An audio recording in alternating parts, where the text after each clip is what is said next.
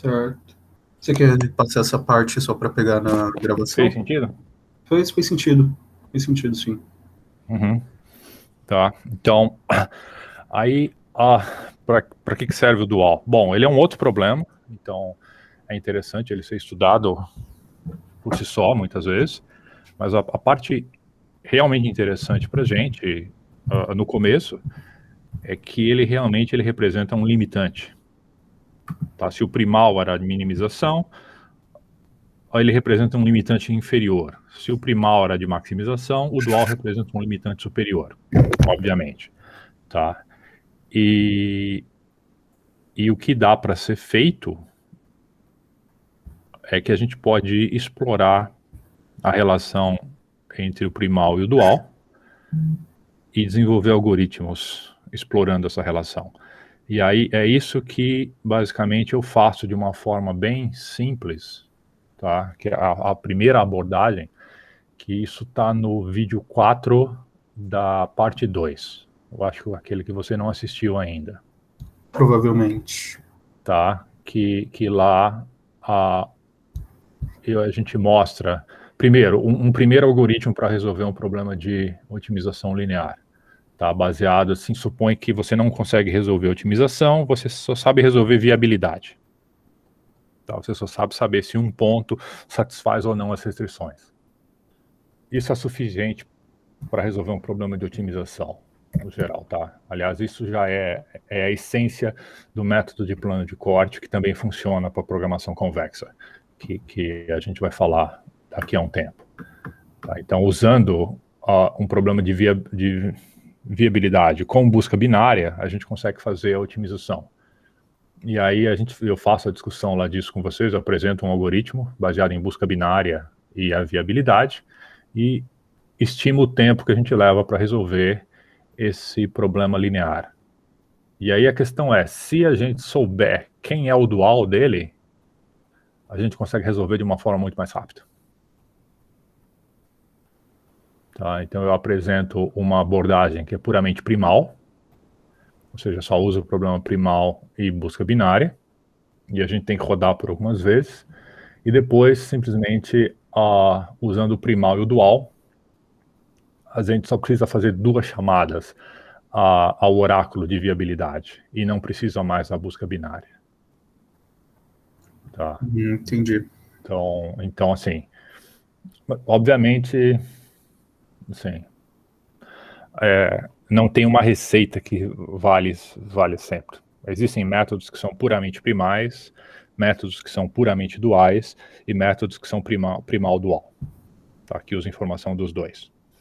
Aí, quando vale a pena usar um, quando vale a pena usar o outro, aí depende do problema em si, da formulação, e às vezes um é mais rápido, às vezes o outro é mais rápido. Aí isso são questões que a gente tem que estudar com um pouco mais de detalhes.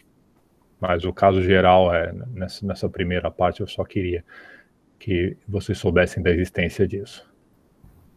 E é bem interessante. Aliás, acho que dualidade é um conceito que é ubíquo, tá? Existem vários tipos de dualidade por aí, mas em geral elas não aparecem muito nos cursos que não lidam com otimização, digamos assim. E tem bastante poder, tá? E a gente vai continuar trabalhando com a dualidade na otimização convexa. Tá. Isso. O que a gente vai fazer agora, já no modelo convexo, a gente vai ver primeiro alguns algoritmos que são primais. Tá? Por exemplo, a descida do gradiente, né, o gradient descent e variações, eles são algoritmos puramente primais. A gente não precisa do dual. Tá? Um parênteses que eu tenho que colocar aqui. Como é que a gente qualifica um problema como primal ou como dual? Não tem jeito. Tá? Tentativa e erro. Observa que não faz sentido falar se um programa só ele é primal ou se ele é dual, né? Tá? O que faz sentido é o par. Quando você tem o par, aí você fixa como um sendo primal, o outro sendo dual. você pode inverter os papéis numa boa, não tem problema nenhum, tá? Então, quando eu falo assim que o algoritmo é primal, é porque o algoritmo só usa o quê? A descrição do problema que a gente considera primal. Se a gente quiser aplicar esse algoritmo no dual, pode também, mas ele só vai usar a descrição do que a gente chamou de dual, tá? Não tem a inter-relação entre os dois. Então, os primeiros algoritmos, eles são extremamente simples, tá? O algoritmo o gradient descent é um algoritmo extremamente simples.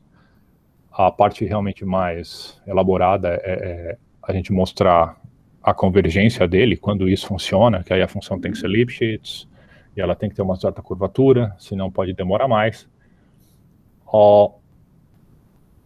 E ele só usa a informação da primeira derivada da função, que é algo que a gente não precisa no caso, por exemplo, de programação linear, nos algoritmos clássicos, a gente não usa essas informações de derivada. Por quê? Porque a gente faz tudo com álgebra linear, tá? É uma coisa, é um ambiente mais simples.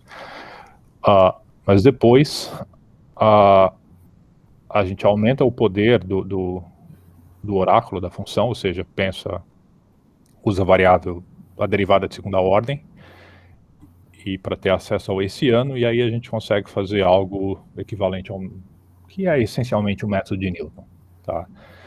E aí a gente já consegue alguns algoritmos um pouco mais rápidos, tá? E consideravelmente mais rápidos em questões de convergência.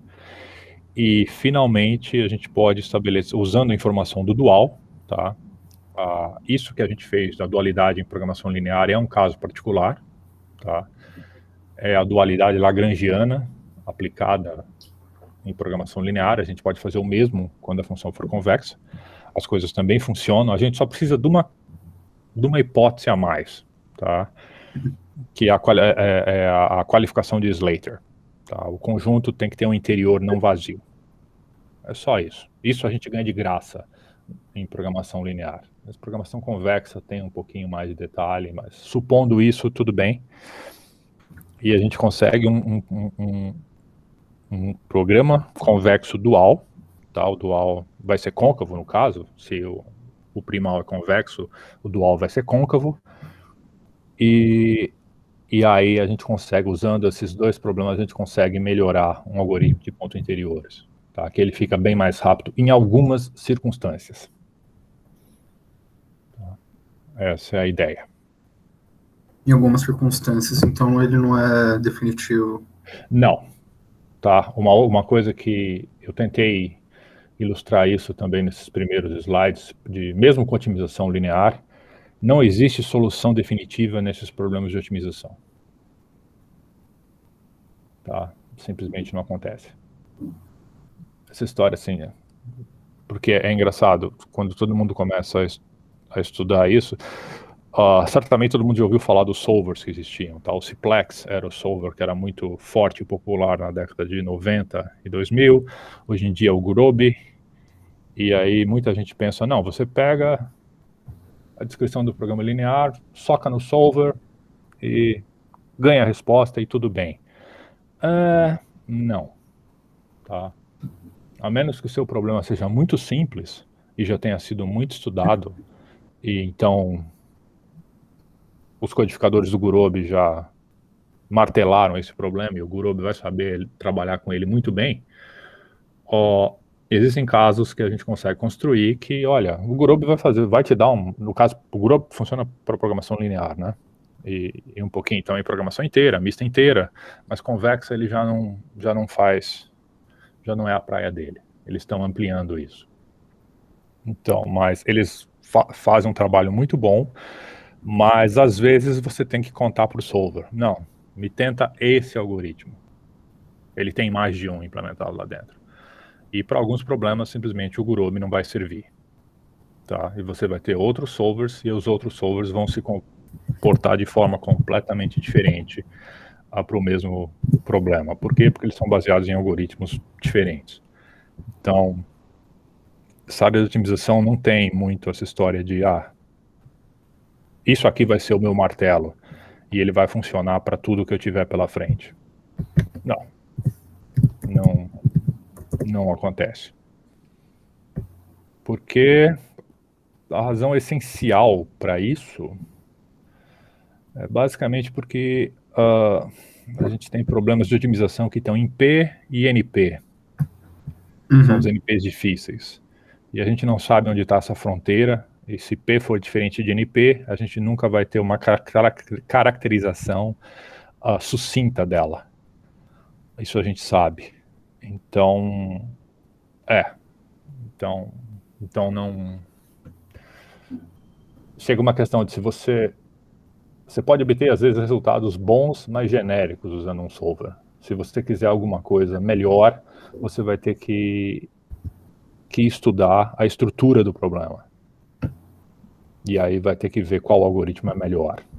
E aí, se quiser ir além disso, você muitas vezes vai ter que estudar qual é a distribuição dos dados de entrada que você tem. Ou seja, se a sua entrada em particular tem uma estrutura particular que você possa explorar.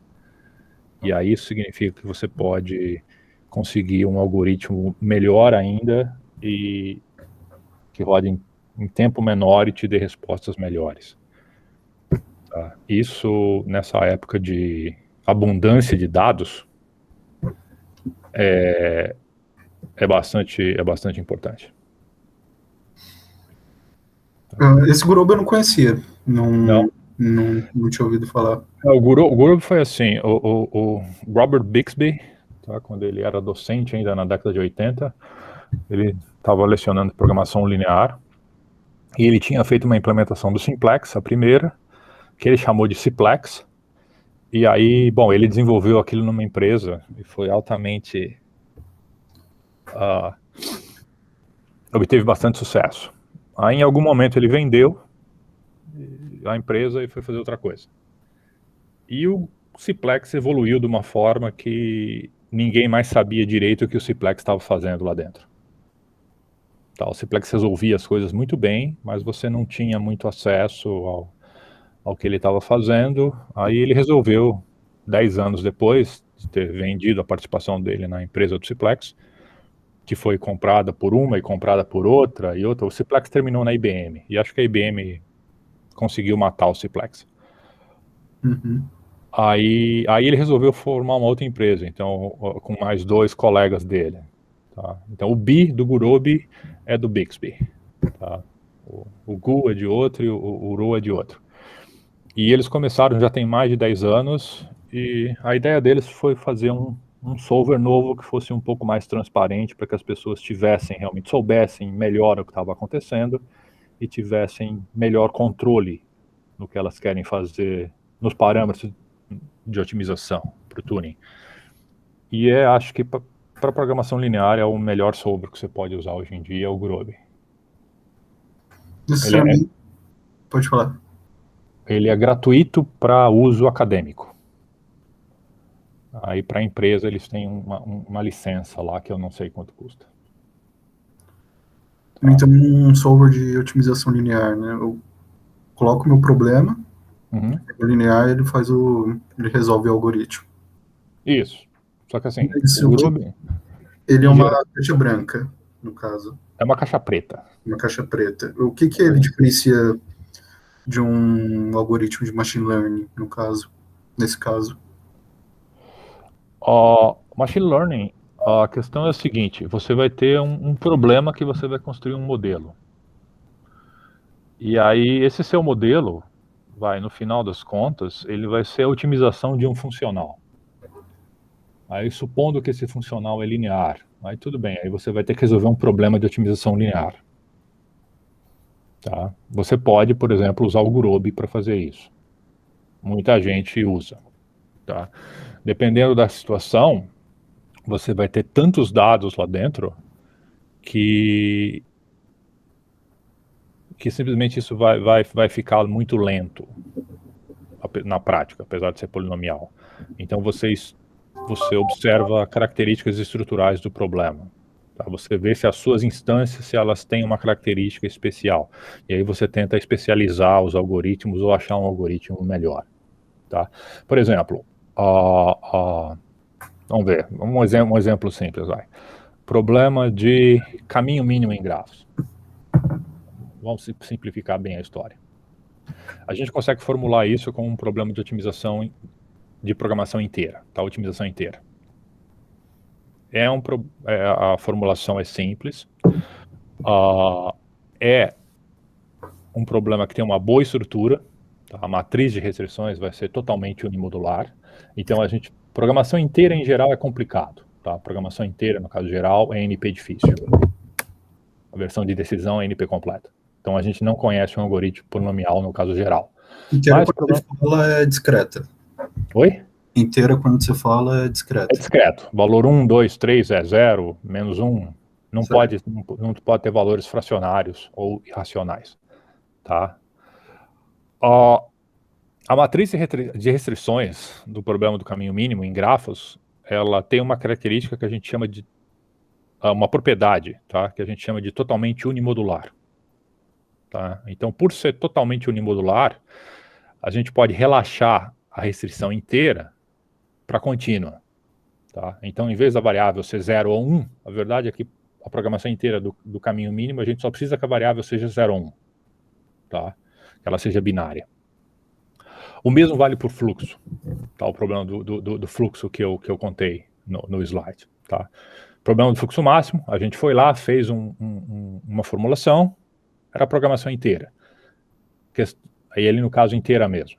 Tá? Questão é, a matriz de restrição nesse caso também é totalmente unimodular. Então a gente pode relaxar para variáveis contínuas, então isso vira um problema de programação linear. Nesse caso, o problema de programação linear, ele vai te dar respostas inteiras, tá? Se os seus dados forem inteiros. Então a gente pode utilizar um solver que é polinomial. Tá? Que a gente tem garantia de polinomial. O simplex não é um algoritmo de programação linear, mas um algoritmo de pontos interiores, por exemplo, seria. Tá? Fato é, essa é a melhor forma de resolver um problema de caminho ou de fluxo? Simplesmente usar um solver assim, da prateleira, como o Gurobi? Não. Por quê? Porque o problema tem características estruturais que a gente pode explorar. Então a gente consegue algoritmos combinatórios mais rápidos, tá? Que são exatamente bem mais rápidos. O problema do caminho mínimo, por exemplo, tem um matroide por trás dele. Tá? Então uma simples estratégia gulosa resolve. Tá? Fica um algoritmo, a gente consegue um algoritmo extremamente rápido. Tá? M log N, na melhor das hipóteses. Tá? M mais N log N, usando o Heap Fibonacci. Mas aí não fica tão prático. Tudo bem, para o fluxo. Tá? Para o fluxo, não, usando um algoritmo off-the-shelf, também não é a melhor hipótese. A gente faz o quê? Tem algoritmos combinatórios baseados em caminhos de aumento, que ficam da ordem de n ao cubo. Tá? Polinomial. Para problemas gigantescos, n ao cubo não é alguma coisa mais aceitável, apesar de ser polinomial. Tá? Porque, sei lá, pensa que você tem 1 milhão de arestas num grafo, acabou, n ao cubo não dá para você rodar isso em tempo aceitável. Então a gente faz o quê? A gente procura outras formulações do problema explorando a estrutura dele. Tá? Então a gente, por exemplo, aí vem a história da otimização convexa. A gente consegue um algoritmo bem mais rápido do que isso, baseado em otimização convexa. Tá? Ele fica uma pequena aproximação, mas ele roda muito mais rápido, ele roda em tempo quase linear. Então, e é basicamente isso que acontece, tentando circular e fechar a sua resposta em problemas de machine learning, né, aprendizado de máquina. A questão é que muitos dos modelos, eles não vão ser lineares, tá? Eles vão ser não lineares. Algumas vezes eles são convexos, e aí a gente usa métodos de otimização convexa para resolver. Se for linear, pode usar métodos lineares, tudo bem. Mas, em geral, não é o solver. O solver é a primeira tentativa que você vai fazer. Tá? Para ver, porque o solver está lá, você põe no solver e vê se o negócio está funcionando, se te dá a resposta. Deu a resposta, tá ok? Tá, então você vai estudar mais a estrutura do problema para ver se você consegue uma solução melhor e mais rápida. Se o problema for convexo, também existem alguns solvers convexos. Aí você vai ter que testar um pouco mais e ver, e depois você vai continuar vendo algoritmos melhores. Muitas vezes o problema vai ser não convexo, tá? Em machine learning. E aí a coisa fica mais interessante. Por quê? Porque otimização não convexa é muito mais difícil. A gente não tem a garantia que ótimos locais são ótimos globais. Tá? Surpreendentemente, os algoritmos convexos têm funcionado muito bem em algumas situações não convexas. Tá? Ou seja, situações que, no caso geral, a gente não tinha garantia nenhuma de que essa abordagem de busca local convexa ia funcionar. Isso implica o quê? Isso implica que as instâncias que estão sendo aplicadas para aqueles problemas não convexos, elas são especiais. A gente ainda só não sabe o quão especial elas são. Por quê? Porque as instâncias são muito grandes e têm muitas variáveis. Então, isso ainda é um tema de pesquisa. Tá? Exemplo concreto, que você já deve ter ouvido falar, até mais ou menos 8 anos atrás, estava clara que a distinção entre o que a gente conseguia otimizar direito, eficientemente, vamos chamar assim, o que conseguia otimizar eficientemente e não, era o que é convexo e o que é não convexo. Na década de 90 ainda, fim de 80, 90, se achava que a diferença era entre o que era linear e o que era não linear. Tá? Mas aí depois se percebeu que não, que a eficiência está na fronteira entre o que é convexo e não convexo. E basicamente agora a gente percebeu que não. Tá? As redes neurais profundas que vieram para mostrar isso. Tá? Os problemas são altamente não lineares, mas o algoritmo que faz o treinamento da rede neural, tá, o backpropagation, é um stochastic gradient descent. E que é um algoritmo de otimização estocástica convexo e que funciona muito bem para certos tipos de problema. Tá? Então, e a gente ainda não sabe o porquê. E aí o interessante, saindo um pouco na tangente, é que aí apareceu essa história que agora, então, rede neural é o que todo mundo quer saber hoje em dia. Todo mundo só quer saber de aplicar rede neural para tudo. E por teoria a gente sabe que para alguns problemas isso vai falhar miseravelmente. Tá? Alguns problemas simplesmente... Esse negócio não vai ter como funcionar para alguns problemas. Mas todo mundo agora só acha que virou a nova caixa preta. Tá? Todo mundo quer aplicar a rede neural em tudo. E isso é perigoso. Tá? Assim, entender como essas coisas funcionam e onde você pode aplicar é muito, muito útil. Por quê? Porque em certas circunstâncias você precisa de um algoritmo muito mais simples, tá? Que vai te dar respostas muito melhores. Por exemplo, em certas circunstâncias de aprendizado de máquina, ainda o que você tem que utilizar é, por exemplo, um support vector machine, que é a máquina de suporte vetorial, tá? Que é um problema de otimização convexa. Tá? Esse sim a gente sabe que ele é convexo e a gente sabe resolver. Ou às vezes uma coisa bem mais simples ainda, às vezes é simplesmente uma questão de regressão. Tá? E também é um problema de programação quadrática convexa, ou até um problema de programação linear, tá? Se for a norma 1 ou a norma infinita. Então, às vezes, você não precisa de todo aquele treinamento gigantesco de uma rede neural para resolver um problema mais simples. Então, mas isso está tudo meio em aberto ainda. Sim. O que é muito interessante, eu acho, quando essas questões estão em abertas, é bem interessante. Porque aí a gente ainda tem... Significa que a gente ainda não entende direito e tem que investigar como elas funcionam. Então, mas... talvez eu tenha que acrescentar uma coisa a mais nessa ideia. Tudo isso que eu falei está bem do lado de pesquisa e desenvolvimento disso. Tá? Se você está se preocupando com um lado prático, puramente, aí certamente tem grupos que ficam codificando, no caso, em aprendizado de máquina, né, machine learning, você tem grupos que fazem todo esse trabalho, fazem parte desse trabalho, e aí eles ficam codificando os algoritmos dentro daquelas bibliotecas como o TensorFlow, o PyTorch, o Café, algumas outras, e aí cada hora uma está melhor que a outra, porque é natural, né? São ciclos de desenvolvimento, e aí simplesmente tem muita gente que trabalha, digamos assim, no lado da indústria. Aqui no Brasil se chama de mercado, mas é a indústria de software, a indústria de serviços, que simplesmente aí você cria um modelo e aí você vai usar o algoritmo que está pronto dentro daquela biblioteca e ver o que está acontecendo. Tá? E muitas vezes a pessoa que está realmente usando aquele algoritmo, ela não sabe o que aquele algoritmo está fazendo, mas tudo bem, para ela ela não tinha nada, agora ela tem aquilo, então tudo bem. Entre nada e aquilo, obviamente aquilo é melhor. Tá? E a Google tem um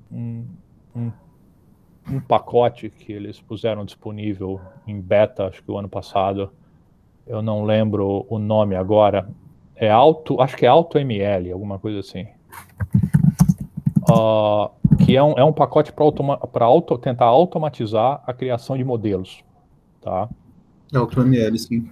AutoML, tá. Isso se você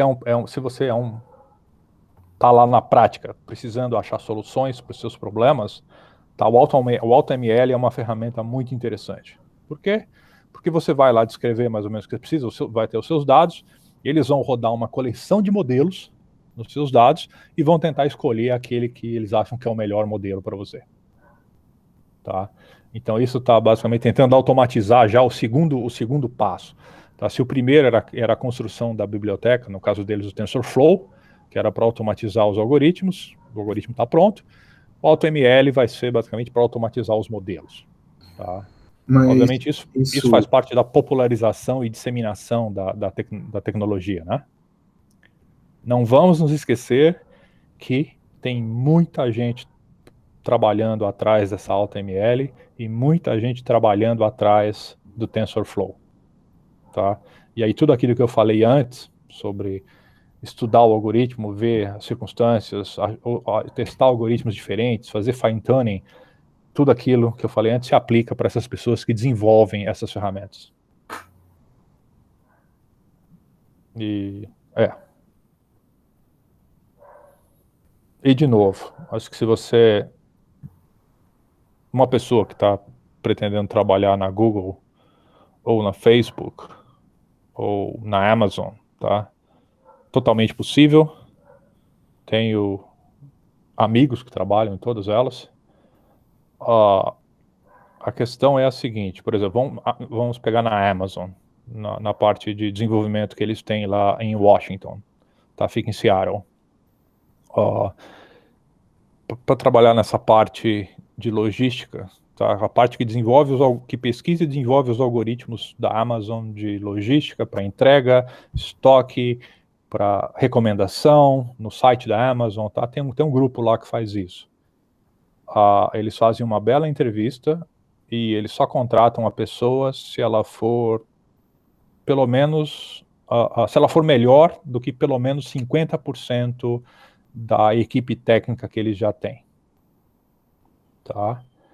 E aí, basicamente, eles vão querer saber se a pessoa que está aplicando, se ela conhece realmente todos os detalhes, o que está acontecendo e se ela sabe se adaptar e produzir soluções melhores do que simplesmente, não, baixa aí o TensorFlow e roda um algoritmo que está lá dentro. Que isso qualquer um faz, né? Essa é a febre do momento, todo mundo faz isso agora. Todo mundo faz, isso qualquer um faz. Desculpa, muito legal, assim, sensacional que essas ferramentas estão disponíveis, tá? Eu acho isso sensacional. Mas o fato é, baixar biblioteca na internet e botar para rodar, qualquer um faz, tá? Você pega lá, não precisa de uma semana, você baixa o negócio, lê ali o começo da documentação, vê mais ou menos como funciona, pega uns exemplos e tá bom. Por que uma empresa de alta tecnologia vai contratar uma pessoa que só sabe fazer isso? Não, né? Tá? Então, você tem que saber os detalhes under the hood, como a gente costuma falar. Tá?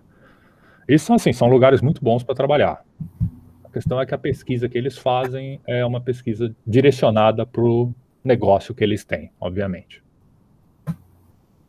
Então, aí se você quer, às vezes, trabalhar com algumas coisas que são ligeiramente não ortodoxas, aí a academia é um lugar mais adequado. Mas, assim, acho que eu me desviei um pouco. No nosso curso, a gente está interessado em entender um pouco melhor essa parte de otimização convexa e como essas coisas funcionam. E aí, para isso, obviamente, a gente começa com um exemplo de programação linear, que é o problema, a versão mais simples e mais bem resolvida que a gente tem. O papo foi interessante, gostei. Uhum. Mais perguntas? Não, acho que já foi tudo que eu precisava, professor. Uhum. Então, não deixe de ver o quarto vídeo lá, hein, por favor. Não deixo não. Que é o que faz, que é o que mostra, assim, ele ilustra o conceito de redução, tá? Como tendo um algoritmo, uma caixa preta, um algoritmo para viabilidade, a gente resolve um problema de otimização, usando também busca binária, e como que o dual simplifica essa história. Mas aí é o custo da gente saber o dual, tá? Programação linear é simples. Programação não linear, convexa, e a não convexa nem se fala, aí a coisa fica mais interessante. Tá? Por quê? Porque algumas vezes a gente não tem todas as condições. Então a gente sabe que o ótimo existe, sabe até qual é o valor dele, mas não sabe quem ele é. Tá? Isso no caso de programação linear não acontece. Programação linear é tudo muito bem comportado. Dado que funciona, funciona. Certo. Então é por isso que a gente vai estudar o caso um pouco mais complicado dessa vez. O caso mais simples, o curso de programação matemática já cuidou. Legal. Muito obrigado pelo atendimento. Eu vou precisar ir agora. Tá bom. Então, boa semana, bom trabalho e até quarta que vem. Boa semana para você também. Até mais. Muito Obrigado. Tchau.